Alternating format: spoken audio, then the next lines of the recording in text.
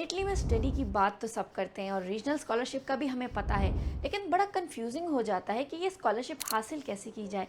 तो आज की इस वीडियो में मैं आपको बताने वाली हूँ वो असेंशियल डॉक्यूमेंट्स जो इटालियन रीजनल स्कॉलरशिप विन करने में बड़े इंपॉर्टेंट होते हैं, और अगर आप उन डॉक्यूमेंट्स को प्रोवाइड ना करें तो आपकी स्कॉलरशिप लूज़ भी कर सकते हैं। और ये स्कॉलरशिप 10,000 यूरो तक की है। तो अगर आप जानना चाहते हैं कि वो कौन से इंपॉर्टेंट डॉक्यूमेंट्स हैं तो वीडियो को लास्ट तक देखिएगा।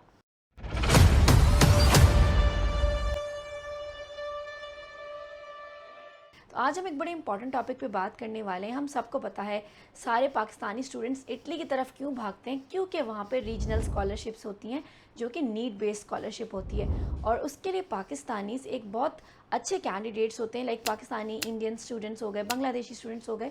हम क्यों आइडियल कैंडिडेट होते हैं? क्योंकि हमारे यहाँ जो इनकम है, वो जो इनकम रिक्वायर होती है उसको प्रूफ करने के लिए कि आप नीड बेस्ड कैटेगरी में लाई करते हैं, तो हमारी ऑटोमेटिकली जो सैलरीज हैं वो इतनी होती हैं, आपको कोई झूठा सर्टिफिकेट भी बनाने की ज़रूरत नहीं है कि हम ऑटोमेटिकली उस कैटेगरी में लाई करते हैं। तो अगर आप यूरोप में पढ़ना चाहते हैं, अब्रॉड पढ़ना चाहते हैं और वर्ल्ड क्लास यूनिवर्सिटीज़ में पढ़ना चाहते हैं, वो भी बिल्कुल फ्री में, तो Italy is the best destination for you. अब होता है इस तरह से कि आपके पास 20 रीजन्स होते हैं और 66 पब्लिक यूनिवर्सिटीज़ हैं, तो इन्हीं में आपने अप्लाई करना होता है। अब रीजनल स्कॉलरशिप आप इटली जाने से पहले भी अप्लाई कर सकते हो, इटली जाने के बाद भी अप्लाई कर सकते हो। It's totally up to you. अब अगर आप जाने से पहले अप्लाई करना चाहते हैं, जाने के बाद आपको डॉक्यूमेंट्स तो यही रिक्वायर्ड होंगे, तो बेहतर है कि जाने से पहले कर लें ताकि आपका प्रोसेस और ज़्यादा ईजी हो जाए। और एक और इम्पॉर्टेंट पॉइंट है कि आप जितने भी डॉक्यूमेंट्स उनको प्रोवाइड करते हैं वो सारे फ्रेश होने चाहिए। ऐसा नहीं है कि ये डॉक्यूमेंट्स मैं अभी प्रिपेयर कर लूँ और फिर मैं नेक्स्ट ईयर इसे यूटिलाइज़ करूँ। नो, ये हमेशा जब आपकी रीजनल स्कॉलरशिप्स ओपन होती हैं, जो कि मिड जुलाई में ओपन होंगी, उससे 2 वीक्स पहले आपने प्रिपेयर करने होते हैं। और इतने आसान हैं, लाइक एक दिन में बन जाते हैं, सिवाय पासपोर्ट के। पासपोर्ट का इशू नहीं है, वो आपका पहले भी बन सकता है, उसकी वैलिडिटी वगैरह हम डिस्कस करेंगे आगे चल के। तो जस्ट 2 वीक पुराने भी डॉक्यूमेंट्स आपके बिल्कुल बेस्ट रहेंगे और आपके केस को स्ट्रॉन्ग बनाएंगे। इसके अलावा ये सारा प्रोसेस आपका 2 मंथ्स लेता है और आपकी फिर लिस्ट लग जाती है, पता चल जाता है कि किसने स्कॉलरशिप विन की और किसने नहीं। तो चलिए बात कर लेते हैं वो कौन से इंपॉर्टेंट डॉक्यूमेंट्स हैं जो बहुत ज़्यादा ज़रूरी हैं। नंबर 1 पे हमारे पास आता है low income certificate. Of course आप जा रहे हैं तो आपको अपनी इनकम तो शो करवानी है, तो आपने ये प्रूफ करना है कि आपकी इनकम लो है। आप ये कैसे प्रूफ कर सकते हैं? ऑब्वियसली आपकी जो इनकम है आप वही शो करेंगे, लेकिन ये बनेगा एफबीआर से। और एफबीआर के ऑफिसेज आपको पता है पाकिस्तान भर में। ऐसा नहीं है कि इस्लामाबाद का बंदा लाहौर से बनवा लेगा या गुजरावाला का बंदा भी ना पिंडी से बनवाएगा। नो, आपने जिस शहर में आप रहते हैं आपने उसी सिटी से बनवाना है।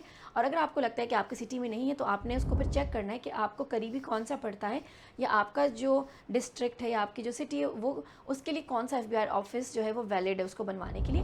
और आप जब उनके ऑफिस जाते हैं तो ये एक दिन में आपको बना के दे देते हैं। और जो अमाउंट इस पर लगती है दैट इज़ 3000 PKR, यानी पाकिस्तानी 3000 में डॉक्यूमेंट बन जाएगा।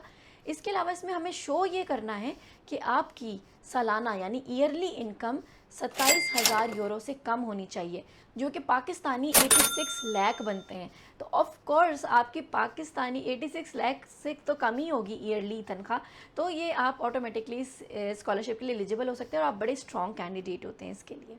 नंबर 2 पे जो डॉक्यूमेंट है that is no property certificate. Again ये भी एफबीआर से बनेगा, 2000 रुपीज़ में बन जाएगा, एक दिन के अंदर बनेगा। वही आपको जो मैंने बताया है कि आप अपने नियरेस्ट सेंटर पे जाएंगे या अपनी सिटी वाले एफबीआर ऑफिस जाएंगे और आप ये बनवा लेंगे कि आपका कोई भी इस तरह की प्रॉपर्टी नहीं है जिसकी वर्थ इतनी ज़्यादा हो जो आप सेल करके आगे, मतलब आपने बेसिकली अपनी नीड शो करनी है कि भाई हम नीडी हैं, हमारे पास इतने ज़्यादा एसेट्स नहीं हैं। नंबर 3 पे आता है आपका वैलिड पासपोर्ट। अब पासपोर्ट आपकी मर्ज़ी है, आप जब भी बनवाएं, लेकिन at the time of application ये पासपोर्ट 18 मंथ्स के लिए वैलिड होना चाहिए, जो कि 1 साल 6 महीने बनता है। तो आपका अगर वैलिडिटी इससे कम है तो वो पासपोर्ट आपको फिर रिन्यू करवाना होगा। ये keep this thing in mind, क्योंकि जो पूरा प्रोसेस है वो टाइम इतना लेता है, तो 18 मंथ्स की वैलिडिटी ज़रूरी है। पासपोर्ट आप अपना देख लें, उसी हिसाब से बनवा लें।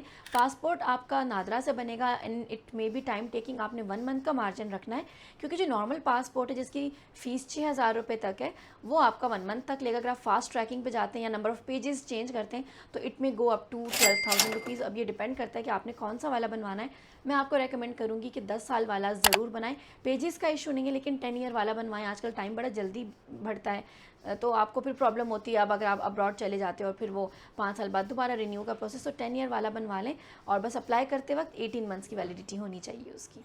Then comes bank statement. Bank statement बहुत ज़रूरी होता है लगाना, क्योंकि अगर आपने झूठा सर्टिफिकेट कोई बनाया है फॉर एग्जांपल अपनी इनकम का या फाइनेंशियल नीड्स का, तो आपकी जो बैंक स्टेटमेंट होगी जो आपको स्पॉन्सर करे आपके पेरेंट्स, इवन समटाइम्स आपके भाई बहन की भी मांग लेते हैं, तो उसमें वो उसको मैच करते हैं कि वाकई इसकी इनकम इतनी आ रही है, इसका एक्सपेंडिचर कितना है, कहीं और से तो एक्स्ट्रा इनकम नहीं आ रही। तो ये सब चीज़ें क्रॉस चेक होती हैं। तो bank statement properly well maintained आपकी होनी चाहिए।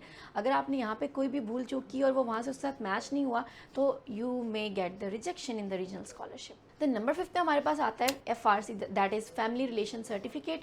अगेन ये नादरा से बनता है, आप ऑफिस चले जाएं वहाँ से भी बन जाएगा, ऑनलाइन भी बिल्कुल like with in few minutes आपका बन जाता है। अप्लाई करें, 1000 रुपये इसकी फ़ी है, ऑनलाइन पे करें, NFRC आपके पास होगा, आप उसको प्रिंट कर लें या जैसे भी, तो उसमें कोई इशू नहीं होता। या आप ऑनलाइन करते हैं, जस्ट आप चाहे इन पर्सन बनाएं या ऑनलाइन बनाएं, इसकी फ़ीस 1000 रुपीज़ है। लेकिन अगर आपके घर में कोई भी ऐसा मेंबर है जो कि 18 ईयर्स से कम है, तो उसमें फिर आपको उनके ऑफिस जाना पड़ेगा, क्योंकि उस मेंबर की वो पिक्चर फिर खींचते हैं और फिर आपको FRC मिलता है। देन नंबर 6 पे आपका एडमिशन लेटर, आपका ऑफर लेटर या आपका प्री इनरोलमेंट, ठीक है, ये आपने ज़रूर शो करवानी होती है, जो कि हमारी डिफरेंट वीडियोज़ है मैंने बनाई है, प्री इनरोलमेंट कैसे करनी है, कब कब करनी है, उसके लिए आप वो वीडियोज़ देख सकते हैं। देन यू हैव DOV यानी डिक्लेरेशन ऑफ वैल्यू।